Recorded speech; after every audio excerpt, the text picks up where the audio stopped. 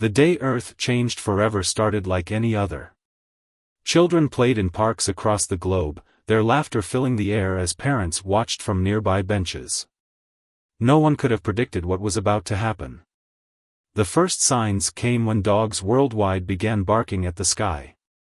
Their desperate howls echoed through neighborhoods as massive shadows passed overhead, hidden behind artificial clouds. The alien ships had arrived with technology far beyond human understanding, cloaked from Earth's primitive detection systems.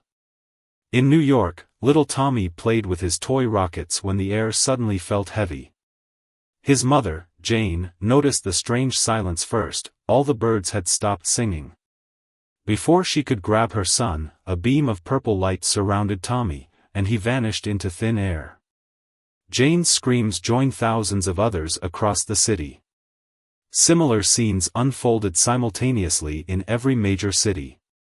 In London, Moscow, Tokyo, and countless other places, children disappeared in flashes of light while their helpless parents watched in horror.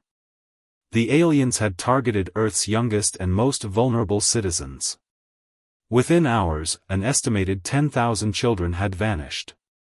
The world's governments scrambled to respond, but their military forces proved useless against the advanced alien vessels. Missiles passed harmlessly through their shields, and fighter jets couldn't even get close before their systems failed. The aliens finally broadcast their message to every electronic device on Earth: your offspring will serve as labor in our empire. Resistance is pointless. Your weapons cannot harm us. Accept this tribute, and we will spare your planet. They had gravely miscalculated. In Washington, D.C., General Mike Roberts watched the message with cold fury. As a father whose daughter had been taken, he understood the rage burning in every parent's heart. But as a military leader, he knew raw anger wouldn't be enough. They needed a plan. They think we're primitive, he told the emergency council. They expect us to give up or fight conventionally. But they don't understand what humans do when our children are threatened. We've spent centuries perfecting the art of war, and now we have nothing left to lose. The president nodded grimly. Whatever it takes, General. Whatever it takes to bring our children home. Across the globe, former enemies became allies. Russia, China, the United States, and every other nation united with a single purpose. Scientists who had spent their careers competing now worked together, studying the few traces the alien ships left behind. Special forces from different countries formed joint strike teams, training for a mission unlike any in human history. The aliens had made three crucial mistakes. First, they had assumed Earth's apparent technological inferiority meant humans were primitive in all ways. Second, they had underestimated humanity's capacity for innovation when pushed to the brink. But their biggest mistake? They had threatened the children of a species that had clawed its way to the top of a deadly world through sheer determination and the will to protect its own. As the first day ended, humanity's response was already taking shape. In hidden bunkers and secret labs, weapons were being modified, strategies developed, and a plan formed that would show the aliens exactly why Earth's history books were filled with tales of parents moving mountains to save their children. The kidnappers thought they had chosen an easy target. They were about to learn just how wrong they were. 3 days after the mass kidnapping, humanity showed the first signs of its true capabilities. In an underground facility beneath the Nevada desert, Dr. Lisa Brown made a breakthrough that would change everything. She had been analyzing the residual energy signatures left behind by the alien teleportation beams. The aliens didn't account for human persistence, she explained to the gathered military leaders. They cleaned up most traces, but they missed something crucial: their technology leaves behind quantum particles we can track. Working with quantum physicists from Russia and China, Dr. Brown's team had created a device that could detect these particles. It wasn't much, but it was a start. More importantly, it proved the aliens weren't as perfect as they thought they were. Meanwhile, in a military base in Germany, Colonel James Weber led a different kind of breakthrough. His team had recovered something the aliens didn't know they'd dropped, a small piece of their shield technology. It had fallen during one of the abductions, and its analysis was revealing crucial weaknesses. Their shields operate on a frequency we can disrupt, Weber reported. It's not enough to bring them down completely, but we might be able to create small gaps big enough for our special forces to get through. The aliens remained in Earth's orbit, their massive ships visible only as distortions in the sky. They sent occasional messages, demanding Earth's governments keep their populations under control. They didn't realize that every transmission they sent helped humans understand their communication systems better. In India, tech experts had begun decoding the alien language. In Brazil, engineers were modifying existing weapons to exploit the shield weakness. In Japan, scientists developed new stealth materials based on their understanding of the alien scanning technology. But the most significant development came from an unexpected source. Robert Wilson, a former toy maker turned defense contractor, presented an idea so crazy it just might work. Their ships are advanced, he told the Joint Military Council, but they're designed to defend against high-tech attacks.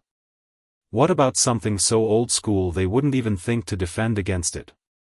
His proposal involved modifying World War II-era weapons with modern materials. The aliens' shields were calibrated to stop energy weapons and modern explosives, but they might not recognize the threat from seemingly primitive projectiles.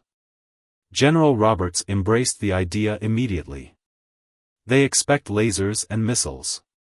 They won't be looking for bullets made from their own shield material. The plan began taking shape. While the aliens watched for missile launches and energy weapons, humanity prepared something they'd never expect, a combination of ultra-advanced quantum tracking and modified versions of humanity's oldest weapons. Training began in secret facilities worldwide. Special forces learned to use the new hybrid weapons. Scientists refined their tracking systems. Communication experts worked on penetrating alien frequencies. Every failure taught them something new, and humans learned fast. The aliens noticed none of this. They saw only what they expected to see, a primitive species struggling to cope with their loss. Their scans showed military bases operating as usual, governments maintaining order, and a population in mourning. Their arrogance prevented them from looking deeper. What they didn't see were the underground factories working around the clock. They missed the covert movements of special forces to strategic locations. They failed to notice the small but growing gaps in their own security. As the first week drew to a close, humanity was nearly ready. The children remained captive in the alien ships, but not for much longer. Earth's response was almost prepared, and it would come from a direction the aliens never thought to guard against. As Dr. Brown put the finishing touches on her quantum tracker, she smiled grimly. "They took our children thinking we were helpless," she said. "Time to show them that humanity's greatest strength isn't our technology, it's what we do when someone threatens our young." 2 weeks after the abductions, humanity got its first look inside the alien ships. Dr. Brown's quantum tracking device had worked better than anyone expected, giving them a clear signal from every captured child. The aliens had separated them into 3 massive ships, each holding thousands of children in vast chamber complexes. The first images came from tiny drones, no bigger than insects, developed by mixing Earth's miniaturization technology with the alien materials they'd recovered. These drones slipped through microscopic gaps in the alien shields, transmitting footage that broke hearts and strengthened resolve across the globe. The children were alive but scared. The aliens kept them in large rooms with strange machines, apparently preparing them for whatever labor they had planned. Little Tommy, one of the first taken, appeared in the footage helping younger children stay calm. The aliens hadn't expected their captives to organize themselves, to create their own support systems. "Look at that," General Roberts pointed to a screen showing the children's improvised organization. "Even our kids are fighting back in their own way. They're protecting each other, sharing food, keeping spirits up. That's humanity right there.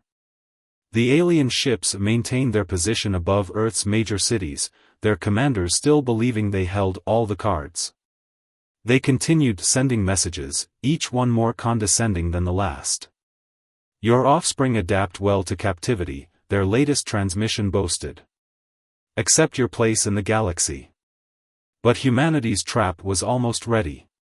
The modified World War II weapons had been distributed to Special Forces teams worldwide.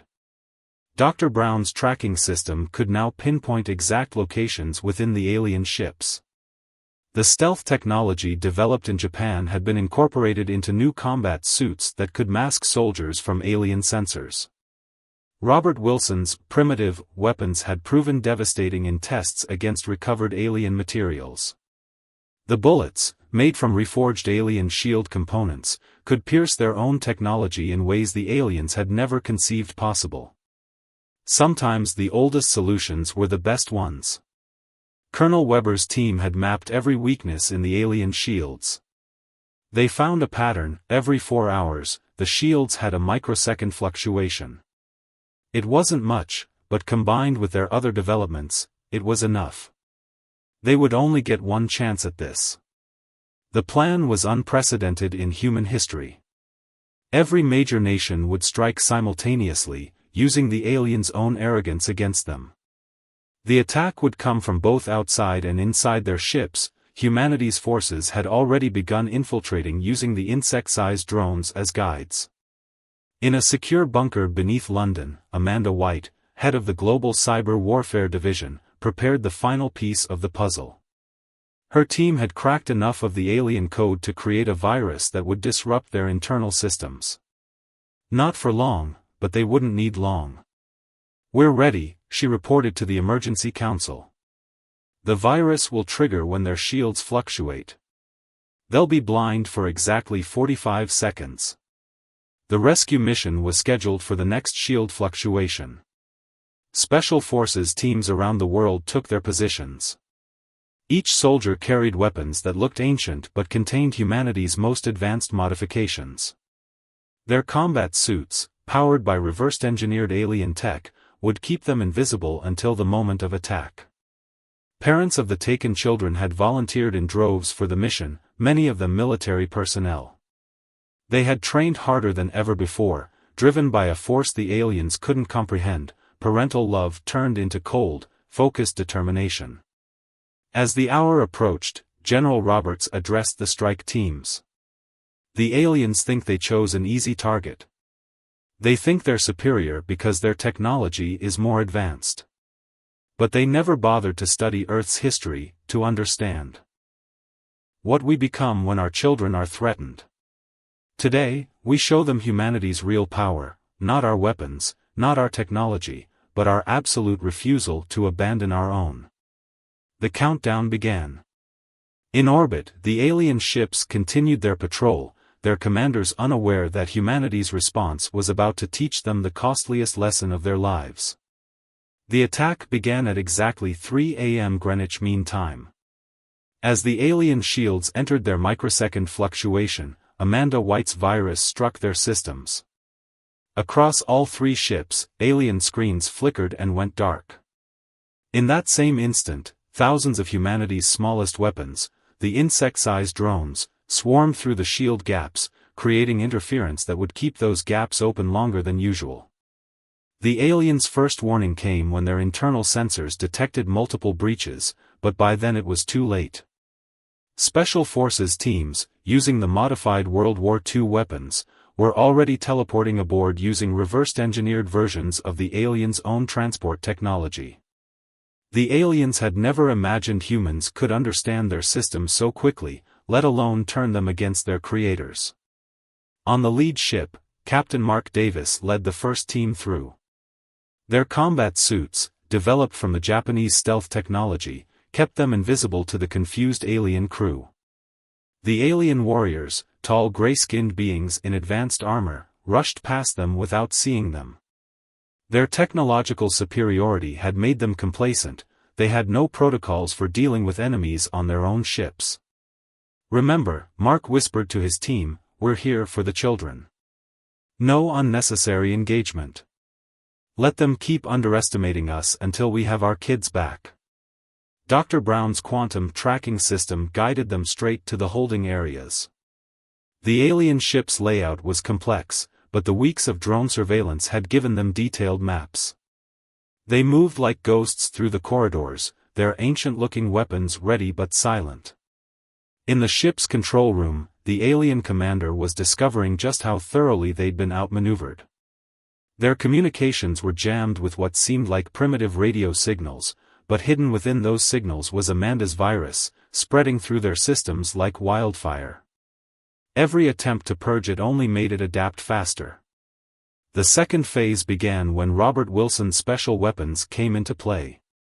The aliens finally spotted some of the human teams and opened fire with their energy weapons. But their shots passed harmlessly through the specially treated combat suits, while the modified human weapons, simple lead bullets coated with reforged alien shield material, punched straight through their advanced armor. "Impossible," an alien officer shouted in their language, now understood by the human forces thanks to weeks of signal analysis. "Their weapons are centuries behind ours. You forgot to account for human ingenuity." Mark replied in their own tongue, watching their shock at hearing their language from a primitive human.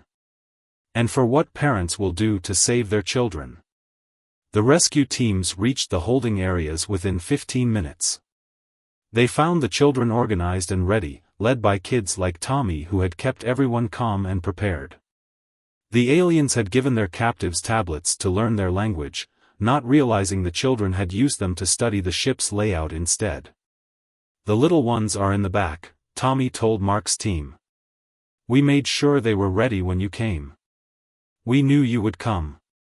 The aliens launched a desperate counterattack, but they had never trained for combat inside their own vessels. Their weapons, designed for ship-to-ship combat, were too powerful to use in confined spaces. Meanwhile, the human team's old-fashioned ballistic weapons, chosen specifically for this environment, proved devastatingly effective. Colonel Weber's teams breached the second ship just as General Roberts received confirmation of success from the first. The alien commanders, finally realizing the full scope of humanity's response, began trying to contact their homeworld. But Amanda's virus had locked down their long-range communications. "They're starting to understand," General Roberts observed, watching the operation unfold from the command center. "They thought they were dealing with primitives who would bow to superior technology. Instead, they're learning what happens when you threaten a species that evolved on one of the most dangerous planets in the galaxy, a species that never forgot how to fight with whatever weapons came to hand." The rescue operation was proceeding perfectly, but everyone knew the real challenge was still to come. They had to get thousands of children off the ships before the aliens could bring their main weapons online, and before reinforcements could arrive from their homeworld. The evacuation turned into a race against time. Amanda's virus couldn't hold the alien systems forever, and the quantum tracking system showed more alien ships approaching from the outer solar system. On all three captured ships, human forces moved with practiced precision, guiding groups of children to designated teleport zones. The aliens had finally realized their mistake. Their warriors fought with increasing desperation, but their tactics remained predictable, too reliant on technology, too inflexible for close-quarter combat. Human soldiers, drawing on centuries of warfare experience, adapted constantly. They used the ship's own corridors as choke points, turned ventilation shafts into ambush routes, and employed battle strategies that dated back to ancient times. "They never expected us to use the air ducts," said Paul, a Navy SEAL, as his team led another group of children through the ship's maintenance systems. "They thought we'd only use the main corridors. They designed their security around defending against advanced attacks, not basic infantry tactics." In the second ship, an alien commander tried to initiate self-destruct protocols. But Robert Wilson had anticipated this.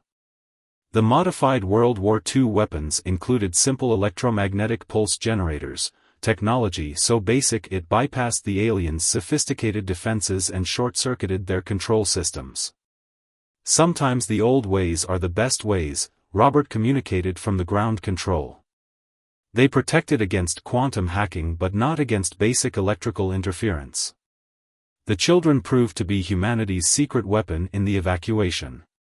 During their captivity, they had learned the ship's routines, memorized patrol patterns, and mapped out hidden passages.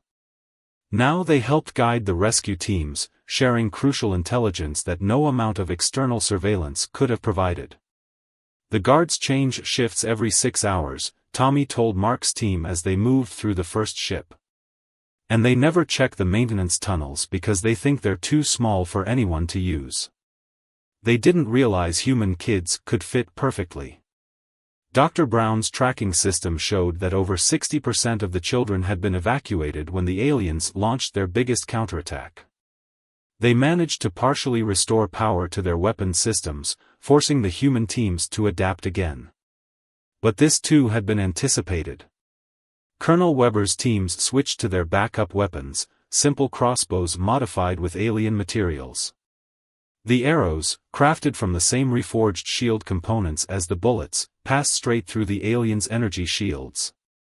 The ancient weapon design, combined with modern materials, proved devastating against an enemy that had no defense against physical projectiles. Their entire defense system is built around stopping energy weapons, Colonel Weber explained over the comm system. They never thought anyone would use something as primitive as arrows. Their arrogance is their weakness. In orbit, General Roberts watched as the evacuation percentage climbed, 70%, then 80%. But time was running out. The approaching alien ships would arrive in less than an hour, and Amanda's virus was starting to lose its hold on the ship systems.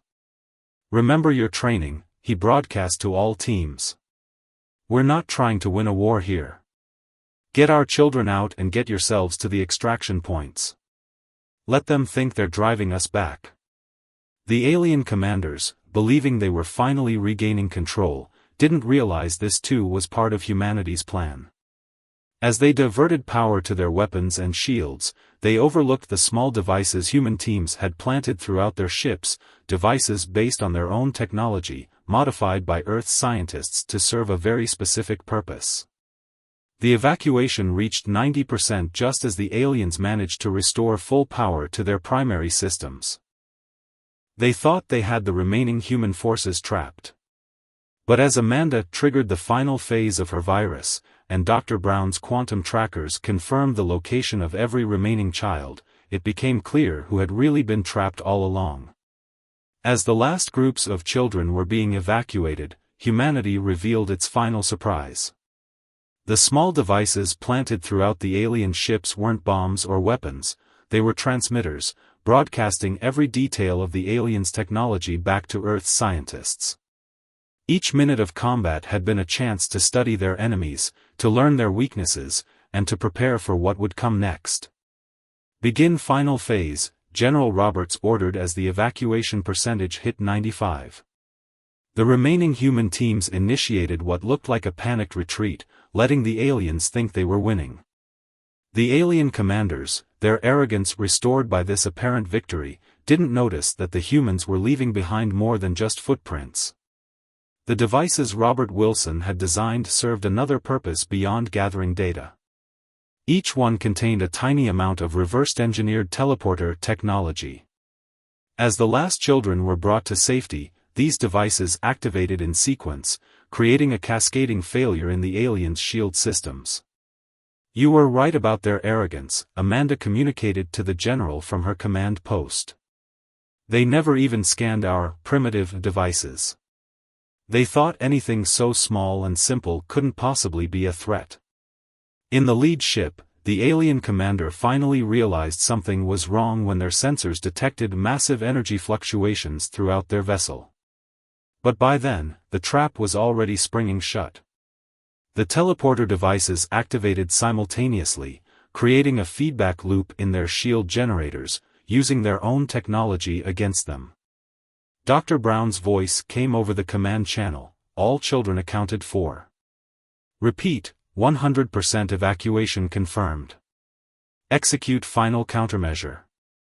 The alien reinforcements were less than 20 minutes away when Colonel Weber's teams reached their extraction points. The aliens, thinking they had won, prepared to pursue the retreating humans. Instead, they found themselves trapped aboard their own vessels as their teleportation systems failed catastrophically. "Let them see what happens when they underestimate Earth's parents," Mark said as his team reached safety. The devices left behind were now fully integrated with the alien ship systems, their simple design masking their true sophistication. The alien commanders watched in horror as their ship systems began responding to Earth's commands. The same technology they had used to abduct children was now being used to lock them in place. Their own shields, designed to keep others out, now kept them trapped inside. "Send the message," General Roberts ordered. Every screen on the alien vessels lit up with a single transmission: "You came to our world. You took our children. You thought us primitive and weak. Now you understand, humanity's strength isn't in our technology. It's in what we'll do to protect our own. The devices on your ships have transmitted everything we need to know about your civilization. Leave our solar system. Never return. Any future aggression against Earth will be met with the full measure of human ingenuity, and now we know exactly how to hurt you." The aliens, their arrogance shattered, watched helplessly as their systems responded to human commands. Their ships turned slowly, facing away from Earth. The devices they had dismissed as primitive now gave humanity complete control over their vessels. "Your own teleporter technology will send you home," Amanda's message continued. "Consider this mercy, something you didn't show our children. Remember this day. Remember that Earth's greatest weapon isn't our guns or our bombs or our technology. It's the lengths we'll go to when someone threatens our children." In orbit, the three massive alien ships hung motionless, their crews experiencing something they had never expected from a primitive species: defeat. The reinforcement ships, receiving the transmitted data about what had happened to their advance force, halted their approach. General Roberts stood in the command center, watching as the last human teams returned safely with the children. "Send the final command," he ordered. "Let's show them the way home." The world watched as the alien ships disappeared into the depths of space, forced to retreat by humanity's unexpected response to their invasion. In hospitals and emergency centers across the globe, reunions between parents and children created scenes of joy that would be remembered for generations. Tommy, who had helped keep the younger children organized during their captivity, finally got to hug his mother Jane again. "I knew you'd come," he told her, tears streaming down his face. "I told everyone you'd find a way." The data gathered from the alien vessels proved invaluable. Earth scientists now had detailed information about advanced technologies that would have taken centuries to develop independently. But more importantly, they had the means to defend against any future attacks. "Their biggest mistake wasn't technological," Dr. Brown explained at the Emergency Council's final meeting. "They judged us by their standards. They saw our older technology and assumed we were primitive in all ways. They never understood that sometimes the simplest solutions are the most effective." Robert Wilson's workshop had become a center for studying the fusion of old and new technologies. The aliens built their entire defense system around stopping advanced weapons, he explained to visiting military leaders. "They never considered that we'd think to use modified versions of weapons they considered obsolete. Sometimes the best way forward is to look backward first." Colonel Weber's teams had begun training other military units in the new hybrid warfare techniques they had developed. The aliens thought superior technology meant automatic victory, he told his students. They forgot that warfare is about innovation and adaptation, not just equipment. Amanda White's Cyber Warfare Division had already started developing new security systems based on what they had learned. "The aliens showed us what not to do," she said. "They relied too heavily on complex systems. Sometimes a simple lock is harder to pick than a digital one. But the most profound changes were cultural.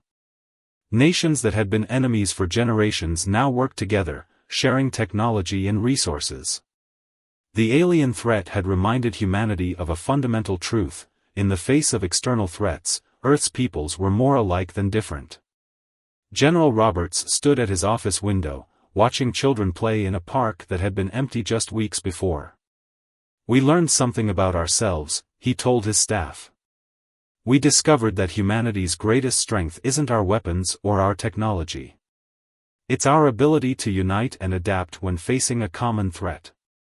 The alien devices left on Earth were studied carefully, their technology reverse-engineered to create new defensive systems. But more importantly, humanity had learned to balance progress with wisdom. New technologies were developed with built-in safeguards, drawing lessons from the aliens' overconfidence. Parents who had participated in the rescue operation returned to their normal lives, but they were changed. They had proven that the love for one's children was a force more powerful than any technology. Their story would be told for generations, a reminder of humanity's core strength. Tommy, now considered a hero among the returned children, spoke at a United Nations gathering. "The aliens thought we were just scared kids," he said. "But we knew our parents would come for us. We knew because they always told us that nothing in the universe could stop them from protecting us. And they were right." 1 month after the aliens' retreat, Earth's governments established the Global Defense Initiative, a unified organization dedicated to protecting the planet. But its founding document contained an unusual clause, suggested by those who had faced the aliens directly. Earth's defense shall rest not only on advanced technology but on the preservation of our oldest wisdom. Our strength lies not in the weapons we wield, but in our unwavering determination to protect our own. We will advance into the future while remembering the lessons of our past. As humanity looked to the stars now, they did so not with fear but with confidence.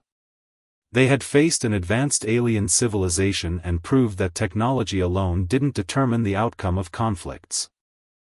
The aliens had learned a costly lesson: never threaten the children of a species that had fought its way to the top of its food chain through sheer determination and the will to protect its own. The message was clear to any watching civilizations: Earth was not an easy target.